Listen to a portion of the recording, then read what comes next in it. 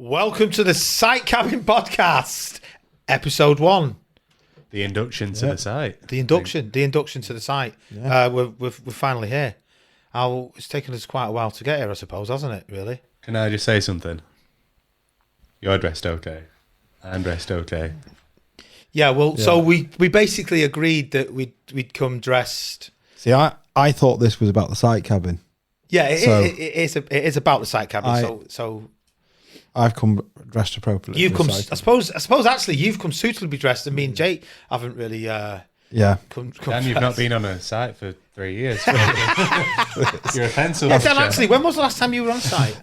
About 3 years ago now. Well, working on the site about 3 years ago, but still in. Yeah, actually working on the tools. Actually working on the tools about 3 years ago. Yeah, but still visit many site cabins now.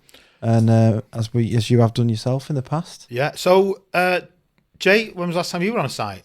It's probably just before the pandemic, I think, in early 2020, was it? Yes. Me and one of the guys who we used to work with went up to BAE Systems to do a bit of work with some of them. It was Jay right now is like absolutely struggling to find anything to discuss because I suppose introductions are really in order, really, aren't they? I suppose. Yeah. So I'm Dave. Dan. Jacob.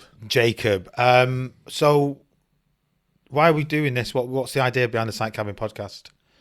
I think that I've worked. I do a lot of marketing, digital marketing, and other things like that, and I've worked with some guys in construction. I've made relationships with people. Obviously, I'm a young lad who gets along with other young lads. He's a non-constructioner. He's not in construction. I just see so many opportunities for like the real people in construction to get involved with something. That's what we want to do. We want to get people talking, I think. Yeah, That's definitely. what you guys think? No. That's my take on it. Is that we all met sort of mutually through work, and we want to basically discuss everything that goes on in the site cabin, but the good, the bad, and the ugly, really. So it's kind of it's not just to like stick on one format of like what we're trying to say, like all the practical jokes, for example, that always go on. Yeah, they are the best bits. They are the best bits. Yeah, no, they probably are the best bits actually. But it's like we want to try and cover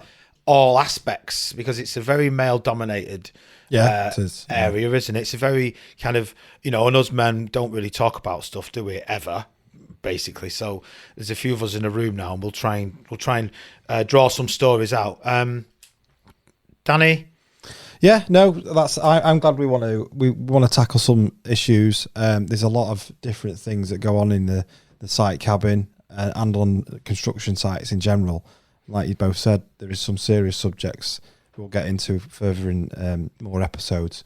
But I think the first one is predominantly about introduction and inductions on the site cabin. Well, they're so fucking boring. An induction is the most boring thing ever in the site cabin. When you first go onto a building site and they say you've got to go onto an induction, you've got to watch some god-awful video for 2 hours. 30-year-old video or something. Yeah, exactly. It's exactly that. It's a 30-year-old video of some guy, welcome to the site. It's this type of thing. It's like, what am I watching here? Why am I even here? I just want to start earning money. Do you know, it's not long ago, probably 8 months ago, I had to do an induction. I was at work and they said, can you do your induction first thing?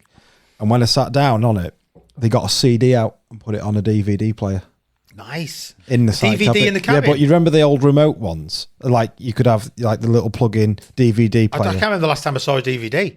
Yeah, and it was like a little flip up, and then the screen came. And like when you take on a camping and holiday. he put watch this. All 20 of you, watch this. Could have had an iPad or even his phone. He just got this DVD player out, and it had a screen, and on it was like that video saying, "This is the mustard points. This is the health and safety point." This is the mustard point. I thought you said mustard then. I did say mustard. I was thinking of this yellow sign.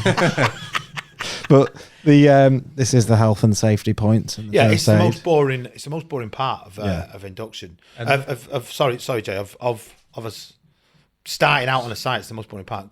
And that's part of the reason why we're doing this as well. I think is that a lot of construction is very red tape. You're stuck behind we've got nobody telling us what to say. We've got nobody telling us what to do, and we're just a real voice for what people want. Hopefully, to hear, yeah. That's dead right. Actually, there's no agenda, is there? There is a kind of agenda, our own agenda, but there's no we're not covered by anybody's sort of opinion or anything. It's just our own opinions. Hopefully, we'll get guests in at some point. Yeah, absolutely. Yeah. I mean, some of the topics from the cover is like women in construction, mental health, hopefully. Yep. And there's some real people who we know directly who've benefited from being a woman in construction, who are being great at stuff like that. And we've got people who've suffered from mental health issues. What are the other topics? Yeah, we've got things like apprenticeships, real apprenticeships, sort of information on what's actually going on, what actually happens if you're an apprentice, what do you have to do, and all the practical jokes that apprentices get kind of put through. And is that fair? Is that right nowadays? There's a lot of people saying leave them alone. It's part of being on the site. And there's other people saying it's bullying, it's banter, and so I don't know. We want to get an apprentice in and have a chat with them. Maybe even take the podcast on the road. I don't know. Be good. Do it in an actual site cabin. I'd love to do it in a site cabin. While it's pissing down with rain, and it's full of absolutely loads of people shouting at us. Yeah. I suppose the recording be a nightmare. Would be an absolute nightmare, but we'd give it a go, wouldn't we? I think. Yeah. And another one we want to talk about as well is progression as well. So from an apprentice to a site manager. Where you get there, because it's all important that, and the practical jokes you'll play on an apprentice and the practical jokes you'll play on a site manager, because we've done lots of those. I think we've covered we've mentioned practical jokes quite a lot already. I think it's because it happens so much, basically, doesn't it? You've just obviously I'm not directly construction related, so you can maybe start answering a question that I have from something I've seen on site. So with the site managers and site supervisors and things like that, you kind of see from what I've seen. They're all knobheads, by the way.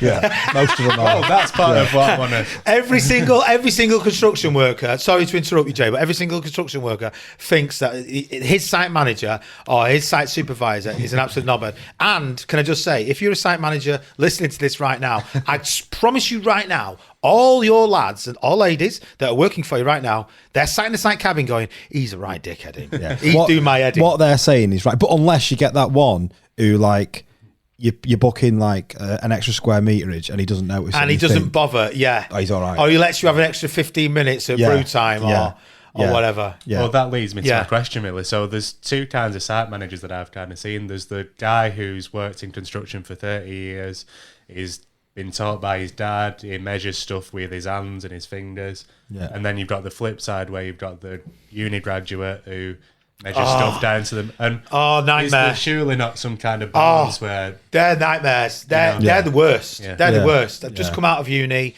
never been on a site in their entire life. They've got some sort of apprenticeship, QS degree. Yeah, a big degree with a big firm, and they come on site and they start telling seasoned tradespeople what they can and can't do, when they can and can't do it, and they just I think they just approach it completely wrong, really, don't they? And I think that's to do with the lack of experience. I think there is a balance between the two, because I've seen tradespeople who don't have a clue how to update a spreadsheet.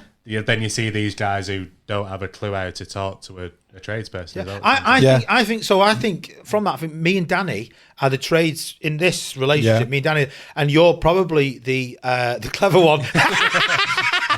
Mate, well, no. It's not. That's not to say that tradespeople aren't clever, because they are. Yeah. Well, a lot of tradespeople have a damn sight more money than I ever will. I don't know about that, Jacob. Actually, I don't know about that. But this is part of the problem as well.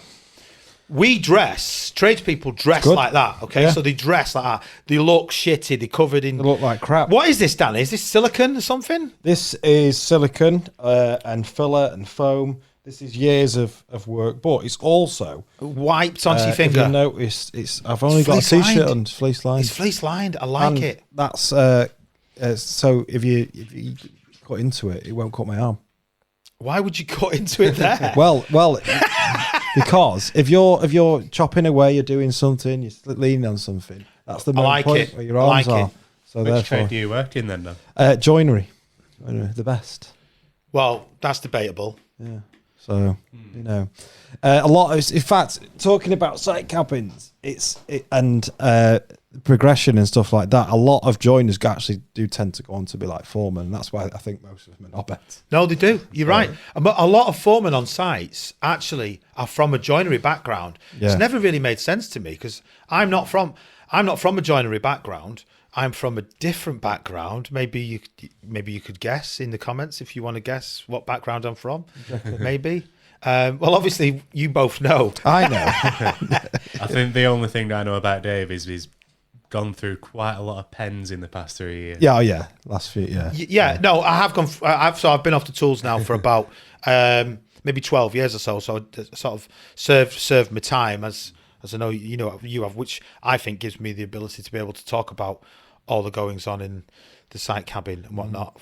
No, not really. I think you've got smoother hands now. Yeah, I have got soft hands. In fact, some of my mates call me soft hands. Soft hands. In fact, Dave. one of my mates always says to me, Marshy, if you're watching, always says to me, make sure your ticks are plumb, because I'm It's a great way of putting it. I didn't know it fucking drives me mad when he says it as well. Yeah, but it's funny. It really pisses me off. Yeah. I know it's funny, and I know everyone else is laughing when he says it. Make But sure to me, your it's like, ticks are plumb. oh, you bastard! He's got me Yeah, again. he has got you. He's got me He has again. got you there. Because I think actually it's an interesting point. When you're on the tools and you come off the tools, you aspire to go off the tools to maybe a supervisory role. It's actually looked at by the team as like, well, you've left us. you've left us. Yeah, you've deserted us. Yeah. Him or her gone to be a site agent or a supervisor or a whatever else. So it's kind of like looked at as if like then you basically become the enemy. Maybe you go into teaching or assessing or something. Yeah. I don't know.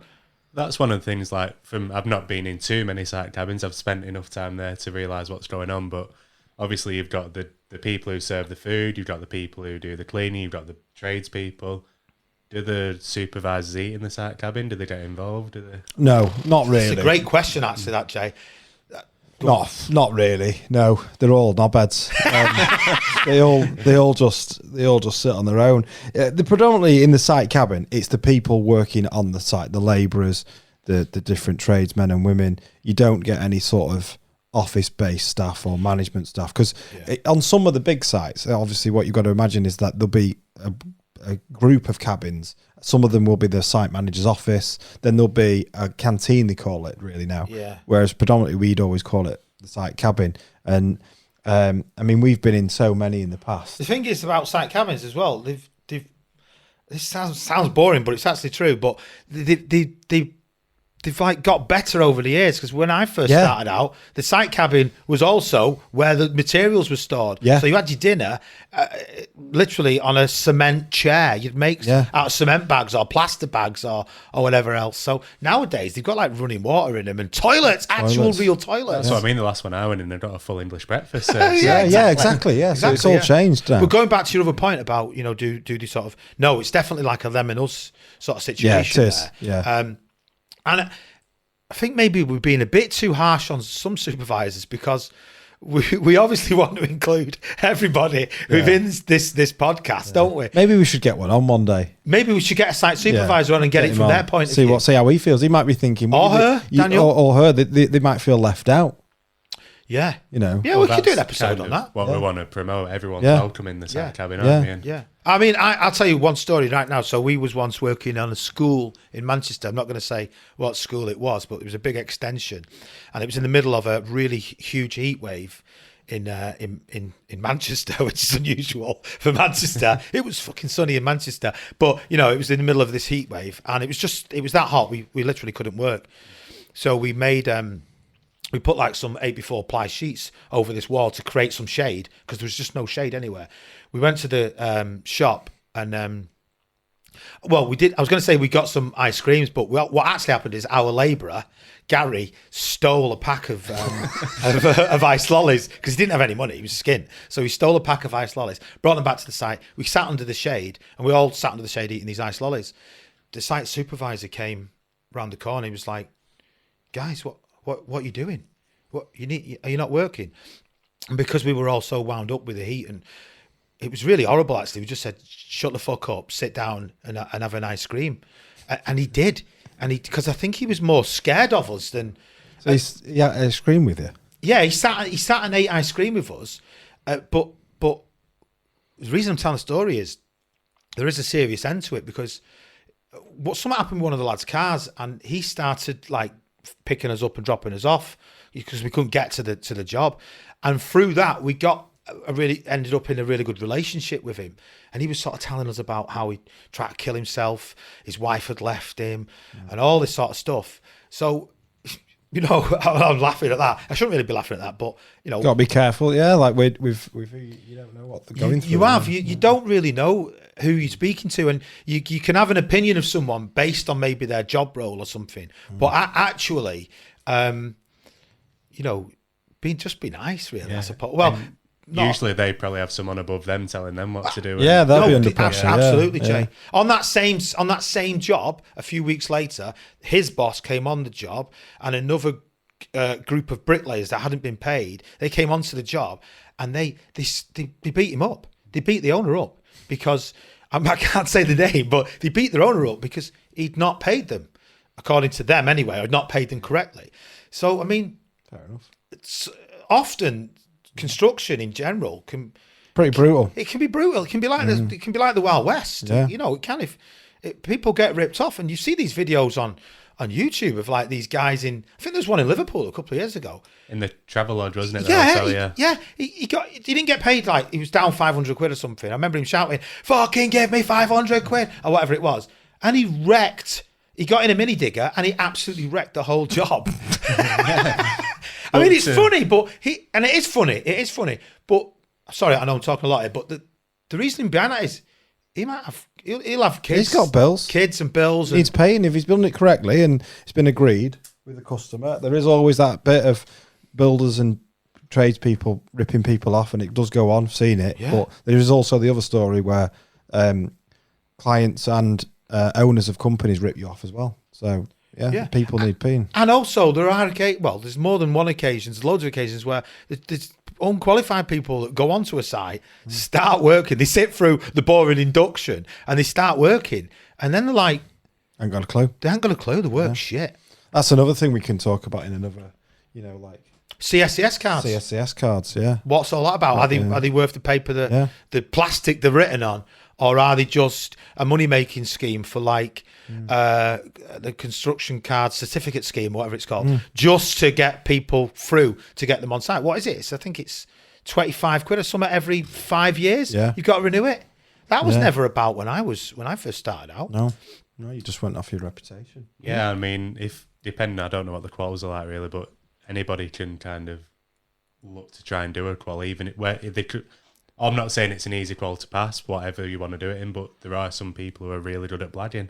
And who are really good at making stuff up to help them. People I know for a fact, because I've in the industry that I work in currently, which is still construction, but people forge actual certificates to say that they're a qualified plumber, bricklayer, joiner, you know, whatever. They actually do. It goes on. They forge them certificates. Yeah. Just thinking then, another point what we wanted to sort of talk about was site cabbing, but maybe the difference between what a site cabin would look like on a big building site and then a private job, so like a big extension or something like that. I've got one. I remember on a job we were on years ago, and it was just us working on it with a few other people, and it was a tiny site cabin, and obviously with it being, it was in Leyland.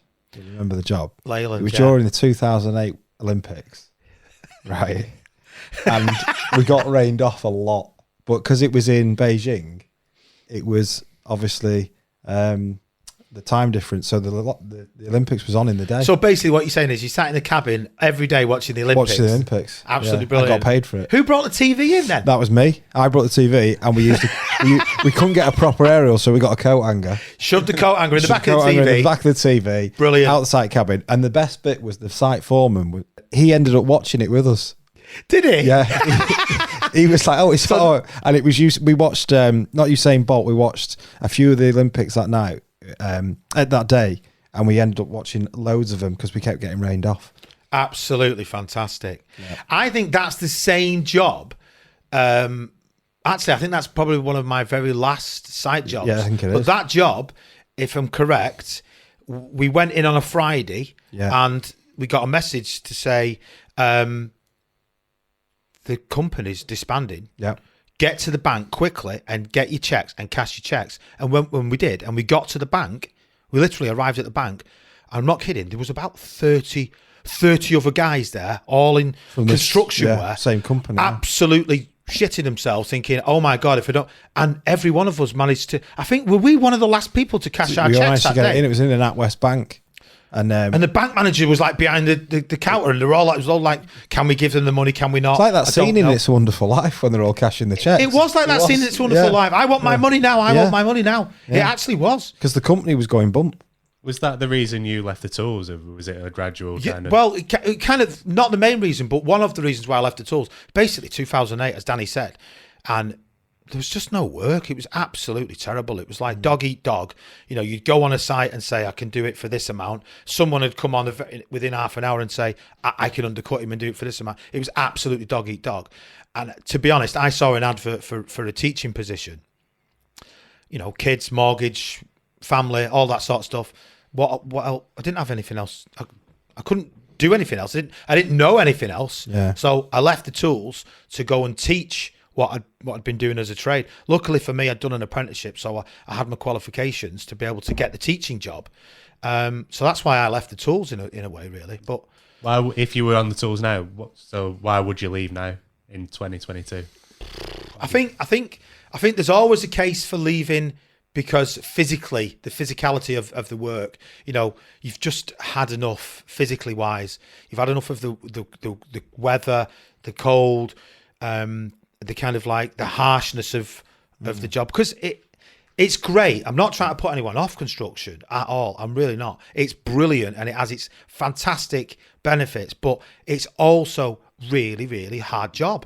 Yeah. You know, sometimes you have to fight for your money. I don't think people, and I'm not disrespecting, but I don't genuinely think people in an office, they don't realise how you don't just get your money every week or every month. You have to argue for it. You have to fight for it. Yeah. You have to argue for it.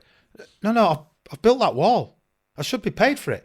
Well, we're deducting, you see them half bricks? Yeah. You're not getting paid for a full brick. You're only getting paid for the halves. But I've had to cut that brick. Yeah. So you're not getting paid for the time that you've had to cut that. And I know it sounds like completely bizarre. And you're just getting paid actual to lay arguments it. that I've had with people on site. Yeah. QSs, quantity surveyors, they're called. So they're the people that come onto the job and look at the work that you've done and kind of say, yes, you've done that amount, or no, you've not done that amount. Most of them will have a red pen, and most of them will put a line through your booking in. So you argue each week. It's an argument. So to answer your question, that's another one of the reasons why perhaps you'd want to leave construction. Maybe you should say, why do we want to go into construction? Well, that was my next thing, because when I was younger, it was something that a lot of my family, a lot of my friends did. Yeah. And a lot of them earning damn good monies. They're driving nice cars, nice houses. So yeah, there are, obviously, if you do it right, then there's... Oh, no, yeah, there absolutely are. It's somewhat at the moment that the money, in fact, at the moment, you've got a problem where there's a lot of people who've come off the tools but are now going back in because the money's so good. Yeah. And it is happening. And like the scarcity of the trades as well. So in a particular area, there's not a lot of joiners, there's not a lot of bricklayers, not a lot of electricians. I mean, we should mention electricians and plumbers because so it's often the case in construction where people think electricians and plumbers drive around in Rolls Royces because they do, because the prices are so massive. No, I'm only joking. Well, I'm not really joking. No. They get paid more than the rest of us. And they do less.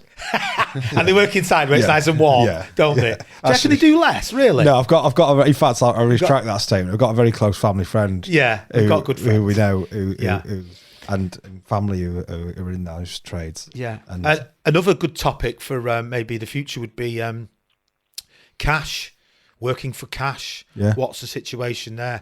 You know, do you work for cash? You got a Saturday job maybe to do this little wall off, I don't know, whatever it might be. It's referred to in the trade as a foreigner. We'll do a foreigner. I've got a foreigner on. What happens to that cash? You know, where does that cash go? Where does it go? Well, it goes on Saturday night. That's where it goes. Goes on a big takeout. Goes on a big takeout. And a big session on a Saturday night. Yeah, well, and that's the truth of it. It does. That's exactly where it goes. Yeah. The Inland Revenue probably don't really see it They're be quite not honest going with to you. watch this anyway. Well, even if they do watch it, I mean, Yeah. it's not like they don't know. No, yeah, You know, loads of people in the country work for cash, and I'm not saying construction. different Construction industries. Yeah. it's part of it. It's part of that industry, isn't it? Any other possible episodes or podcasts that we want to discuss? What else have we? I think a big one for me, is obviously sort of the different trade routes you can go down, where it can lead you. I think it's amazing in what many doors it opens. I think working in sort of the weather conditions is always, the common one. Oh, it must be lovely. Oh, in the sun. Oh, it must be lovely. Oh, aren't you lucky working outside in the boiler not 8? Oh, fucking come and stand out here then for 4 hours, Yeah. 8 hours, and get this. It's like walking through the Sahara Desert. Yeah. It is though, isn't it? Yeah. And then, you're very brown. Have you been away on holiday? Yeah. No, I've not been away on holiday. I've been working for 5 months in the sun. Yeah. Oh, you're very brown. Yeah. You look very well, Daniel. I've just You know, one thing that I've noticed since leaving my previous role that was involved in construction is we used to have an early finish on a Friday afternoon, and now we get phone calls every Friday at 2:00 from people who we used to work with. Hey, come into the pub. Are you having no, equipment? I'm in the office. I'm yeah, working. yeah. I'll give you that. That is one wonderful advantage of construction. But I'd say any construction site you go on a Friday afternoon past maybe 2, 3 o'clock, it's dead. Gone. It's dead. Everyone's gone. Certainly round here, where we are, which is the northwest. It's dead. It's absolutely dead, isn't And it? rightly so, though. Rightly so. Yeah, you work hard all week. I mean, I don't remember this, but my dad will always used to say that that actually used to happen on a Monday as well. Apparently. Yeah. Used So to they'd have an early finish on a Monday and an early finish and on a on Friday. Friday. Oh, happy days. Yeah. So they'd only worked. They only actually work like 4 days, 4 days. Of the 5. Yeah. Yeah. Fair enough. Happy days. That's brilliant. I suppose we should discuss what's going on the table. Yeah. Jacob, you've got an interesting cup there. Well, funnily enough, I've recently discovered that this mug can hold a full can of beer. So that's coming home with me, I think. Later, Yeah, so. Definitely. Danny, you've got what? Take that. Do you what? How's that happened? What's going on there? Well, a lot of people in construction love a bit of music while they're working. What? And I must admit that I like a bit of Take That. On. Great episode. What an episode that could Yeah. be. What radio station do you What listen music to do you during the listen day? to? Because there's a fight. Big debate. Big debate. Big debate. Because I like a chilled radio station, Yeah. or maybe like a talk radio station. Yeah. Whereas obviously, I think some of the younger guys and girls might maybe want something a bit more upbeat. Podcasts. Podcast. Maybe they listen to a podcast. Podcast, yeah. Maybe you're listening right now to this podcast on site. If we do ever get a guest on Maybe you're in the van. Sorry. from a particular radio station I used to love, Mike Parry, if we could get him on. on Talk Sport. Yeah, I'll front in on here. Mike Parry's got me. Talk Sport got me through many a day on site. Any day on site, yeah. Many a day on site. I've got Straight Out of Gulag. Cheers. Yeah. If you know, you know. Basically, Yeah. The reason for the cups was when you go into a cabin and you want to get yourself a brew, it's often a bit of a bum grab as to what cup you can get or what's available, basically, isn't it? I mean, I think I've had brews in lots of different people's cups, my own, because you can't leave your cup in a cabin overnight. No. You come in the morning, it's not there. It's gone. It's gone. Even food. You know, like in an office, like how people name Dave's pie or Janet's pasta. Janet's pasta. Do not touch. Yeah. If you put that on in the site and left it, No, people- but I'll You'll get fucking told off about that. they'd just have Yeah. it. They'd eat it because that sign's on there. Well, they'd come after you as well, wouldn't you? You'd get just destroyed. Yeah, you would. Yeah, You yeah. would. Janet's pasta, do not eat. Fuck off, Janet. Karen. Maybe we should call her Karen, actually. Karen. Yeah, do you know what that is, Jacob? I've seen many of these, and based on stuff we've talked about, it doesn't seem like everyone knows how to use one. Well, that would ring true. So, Danny, do you want to say what that is? I'll tell you this. This is one of on my first ever day as a joiner. This was the second thing I bought at the counter. Nice. The first thing was a Stanley knife, and I cut my thumb within 5 minutes. Really? And ended up in A&E. Because they're really sharp. And the second thing, Shout out to Stanley, by the way. yeah, was this. This is another brand, and I've had this since I was 16. But what this represents as well, any young tradespeople going into it, buy some decent tools when you're young, because I've had that now for 20 years. Oh, you're so old. And it still works. And if you look after it and you buy decent stuff and get support off your employer to buy decent tools, because they should support you, you'll keep them forever. Yeah. That's the spirit level. That's a spirit box level. It's a girder level. Girder level. It's perfect for door frames. Oh, yes. Right size for door frames. Absolutely, for the head of the door frame. Love it. And then just also pretending that you're a sort of like, What? Like some sort of martial like arts? Klingon in Star Trek. Or I love it. Yeah. I see where you're going with that. What about the other things? Go on, Jay. Some of our younger members might not know what these are. We've got just run through it whilst I'm showing them, Dave. What's this program? Oh, so this basically is an inspiration for me. I'll get the other one here. I thought you meant the disc. Yeah, exactly. yeah, because they won't even know what's inside. No, it's basically it's a program called Alvida's Pet. It's something Brilliant. like I can remember my dad watching this, and I can remember thinking him telling me about it. It was a program, a sitcom made years ago about a group of bricklayers who went travelling abroad to Germany because there was no work in the UK, and it's kind of all the banter that goes on. It's not just bricklayers. There's electrician in it. I think there's joiner in it. There's loads of different people in it. Painter. I think there's a painter in it. Yeah, there is a painter. Is that a trade? There's a plasterer. Is painting a trade? It's a great question. There's a common phrase in construction, and I'll say it right now. And I'm not trying to piss off any paint and decorators, but this phrase is: if you can piss, you can paint. I don't think that's true. I do think it's an absolute trade. If you know your stuff, you know your stuff. And so it's 100% a trade. But going back to Alvida's Pet, it was something that kind of sort of, I won't say inspired me, but it's well known of a certain generation, a certain age in construction. So if you don't know it, I'm obviously, I don't work for the production company or the people that own it, but go and watch it because it's a good laugh, actually. It's brilliant. Perhaps shows you what construction was like maybe sort of 30, 40 years ago, really. Yeah. What about the other things on the table? This is my new tool set. to go away with. So you're going to go home and do some jobs with that tool set, Jay, basically. I'll see what I can mock up. But I think the most important thing is what's behind you over there. Absolutely, yeah. So, Danny, go for the email. It is inquiries at thesitecabinpodcast.co.uk. Brilliant. I had to read that. Can you say it without looking at it? Inquiries at thesitecabinpodcast.co.uk. Yeah, so inquiries at thesitecabinpodcast.co.uk. And then I'll take over from there. We've got our social medias. We're on Facebook, TikTok, and Twitter. Where can we find how to follow us on social media? Yeah, so all the links will be in the comments below of where we've uploaded this to. It's going to be uploaded to all the main kind of podcast sites and everything.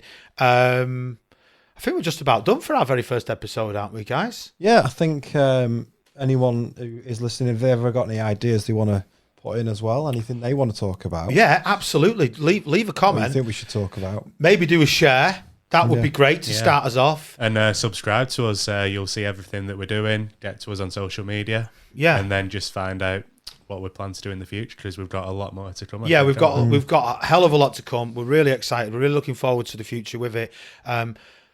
Like, share, drop a comment. Talk to us about what you want to hear. Yeah, exactly. Yeah, that's the main the thing. The truth behind the building site. Yeah. Thanks very much for listening, and we'll see you on the next episode. Thank you. Thank you very much. Thanks.